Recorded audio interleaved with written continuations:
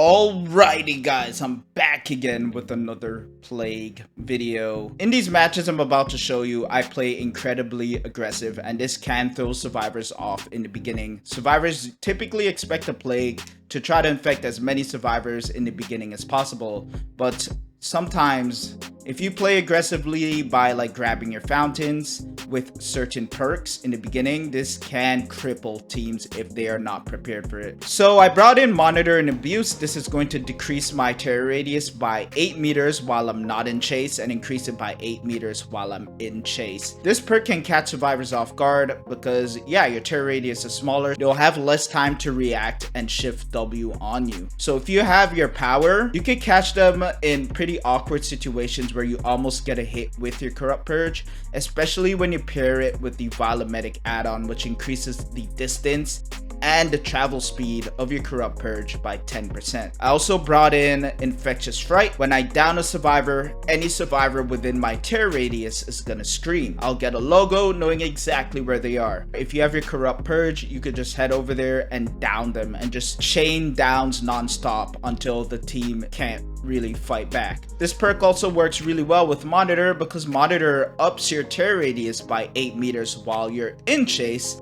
So you're gonna get more value with Infectious. You'll be able to make survivors scream from a further distance. It's just always important to have an apple on deck so you have an extra pool of Corrupt Purge on the map. So yeah guys, unfortunately when I was recording these clips, GeForce, which is what I use to screen record, was recording from my PlayStation 5 controller microphone instead of my actual USB mic that I use. So yeah, I just had to do a voiceover on all of these matches. My apologies about that. So yeah, I hope you guys enjoyed the video. Thank you so much for watching. Let's get into the gameplay. Alright, so we spawn in on the Wrecker's Yard, which is possibly the best map you could ever get with this type of build, because Infectious on this map, especially with Monitor, will make you like cover the whole entire map if you down someone. So if someone is within your terror radius from a far distance, you could know exactly where they are. So yeah, as you can see, I'm doing what Plague does, puke on the gens in the beginning. I seen someone here. Yeah, the Kate. Try to get her infected. I thought she was gonna run up the stairs to the truck, but she didn't. That was a good dodge from her. I puke on the window vault, so she takes it, she gets infected. And yeah, we just zoned her until she eventually gets infected anyways. I was listening for coughing here. I didn't hear anyone, so I knew they went somewhere else. And there's Nancy. I commit to Nancy here because she's one shot down. She slow vaulted there, which kind of threw me off a little bit. And then yeah, I believe I get her here. So yeah, that was actually some very valuable information. I knew that 2 survivors were on that generator. And yeah, as you can see on the other side of the map, I'm like, damn bro, all my pools are on that side. So I'm just an M1 killer for a while.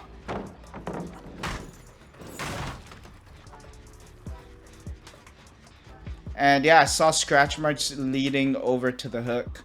He's trying to go for the unhook here. And yeah, we just down him.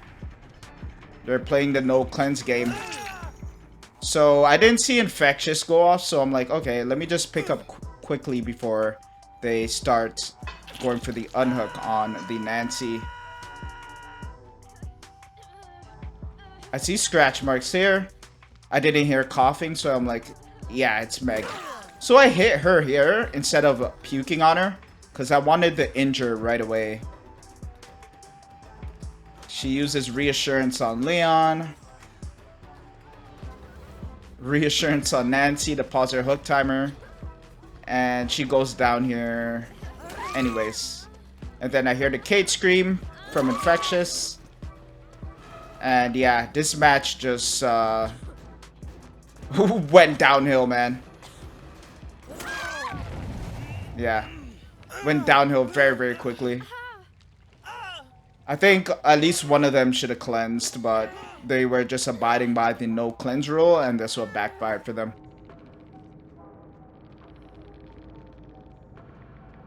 Alright, so we spawn in on the Garden of Pain, which is a really rough map.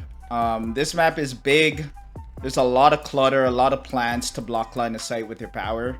So, yeah, that was my current thought process in this part of the match. I saw that Renato got infected. Always check the HUD on the left. It's a good indicator. It gives you a lot of info to know if survivors interacted with what you puked on. So yeah, there was a Renato that tapped the gen.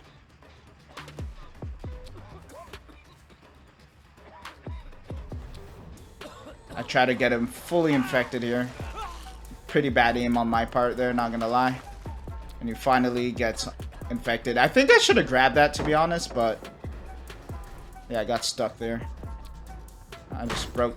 Yeah, I just ended up breaking the pallet because it's a jungle gym. Don't really want to have those pallets up.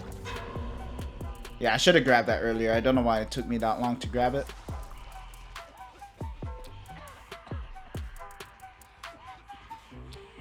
I don't know what it is about these jungle gyms on this map, but they really confused me, man. They're just so confusing to me. Yeah, so I get him down eventually. We lose the main building gen, so I know a survivor is there. So I know where to go to next, pretty much. So I pull up over here. I had a feeling that a survivor would be on this. And as you can see, that's monitor value.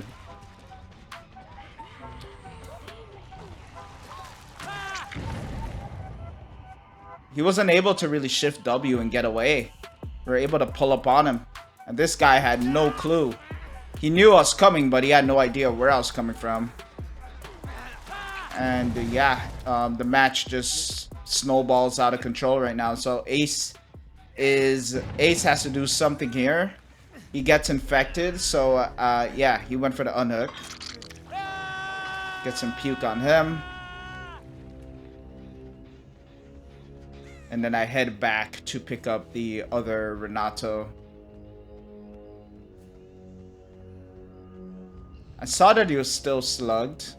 And I'm like, yeah, let me pop this gen. And then go for the pickup on Renato to get another round of pop. In my mind, I'm like, yeah, they're probably going for the other survivor that I hooked earlier. So I hook him.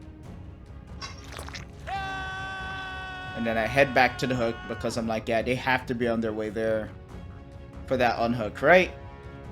And there it is. They get the unhook. And they start pushing towards Shack side. I was just making sure no one else was in the area.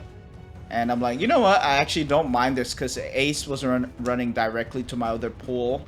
So I'm like, you know what? Let me grab this. And then I see Renato pushing back to the hook. So I'm like, you know what? Let me just chase him so he doesn't get a free unhook. Plus he would be on second stage. And that other survivor was on a gen this whole time instead of getting their teammate. So now because that survivor was greeting a gen, they caused this guy here who went for the unhook to hit second stage. This Renato I'm about to hook hit second. And now we're able to down him before he even gets the unhook. All because he wanted to greet a gen.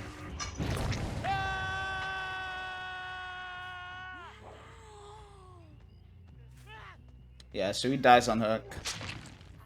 And yeah, everyone just gives up because the match is pretty much over.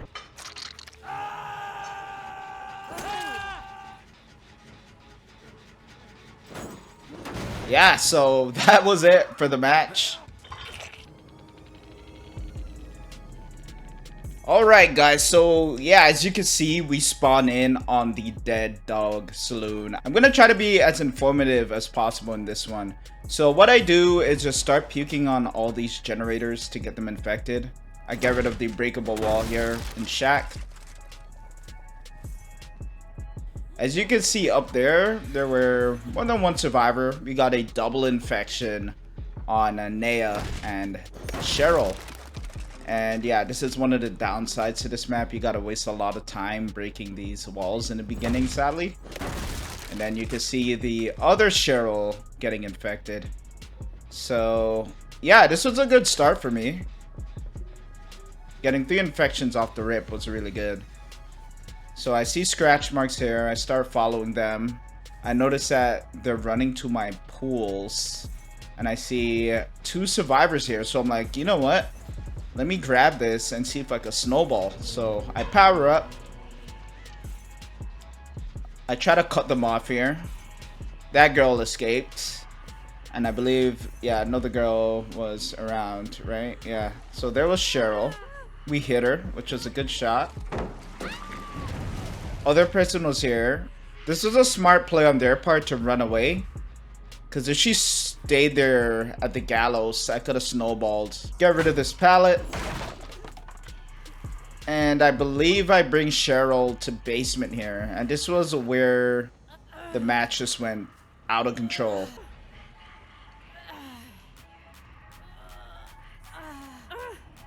So yeah, up goes the Cheryl. And I'm like, you know what, bro? I have basement. I look around to see if I see anyone. Give that a smack, and then I power up here. Because I'm like, yeah, I have basement. Everyone's one shot down right now. And this is kind of scary to go against because we have someone in the basement. And yeah, their entire team is injured. So all it takes is just for a little drop of puke to hit them. And as you can see, I pull up on someone here. Monitor allowed me to get in here before she was able to really shift W and get away from me. And yeah, we just zoned her well, sniped her. I'm like, you know what? Someone cleansed. They're going to be going to the basement. And we see Cheryl there. I try to snipe her before she enters the shack, but she got in there, luckily. I see scratch marks going down in shack. Leon went for the unhook. Double hit. Double hit again. I see the infectious proc back here, so I knew the last survivor was trying to get this person off the ground. And yeah, there was Cheryl. I was about to run out of puke, so I tried to like shoot through the little holes there to hit her, but we missed. Gets a pallet down on me. I didn't break it because I was afraid she'd go and try to pick someone up. And yeah, this match just snowballed out of control just from that one basement hook.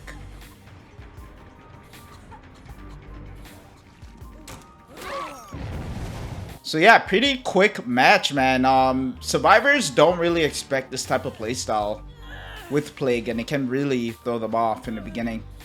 And yeah, as you can see here, the survivor thought I cared about pipping this match when I actually didn't. I was just trying to be as aggressive as possible in the match. Alright, so we spawn in on the Mount Ormond Resort, and this is a bigger map. It's a lot harder to get the snowball going on with Plague on this map, just due to how big it is. Get puke on the generator, because I didn't puke on it the first time.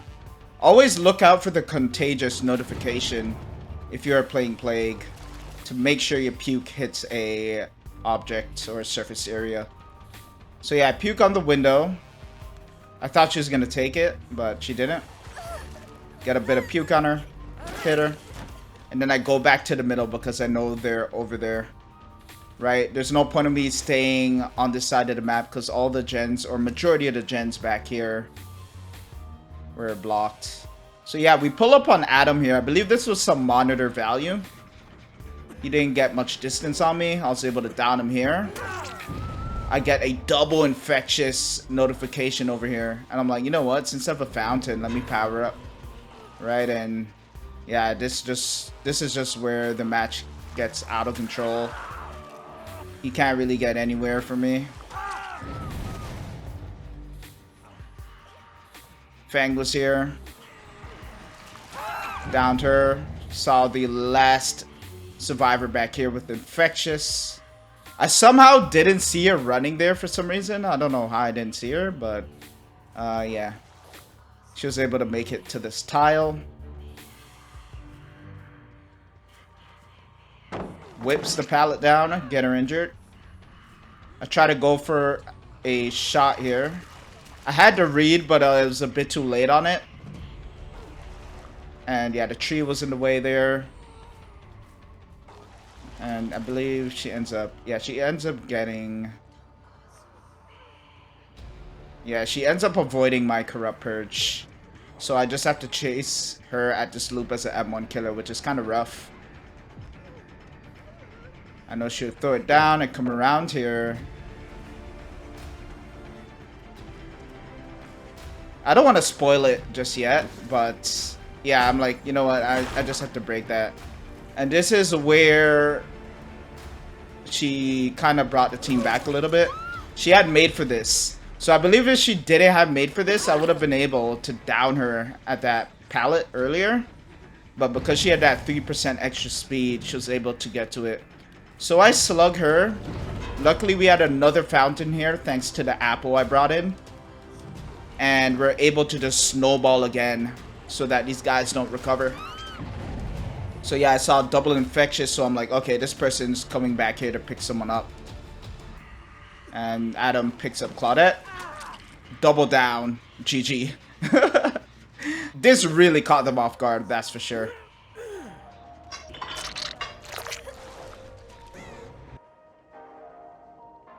So that's it for the video. I hope you enjoyed. Keep in mind, this playstyle is a very high risk, high reward type of playstyle. If a team has one single unbreakable or maybe even more, it can possibly backfire. Also, map size and survivors splitting up fairly well around the map can make it difficult for you to chain downs with infectious fright. But overall, it's a playstyle that really catches survivors off guard. Definitely give it a try. I hope you enjoyed the video. Thank you so much for watching. I will see you in the next one.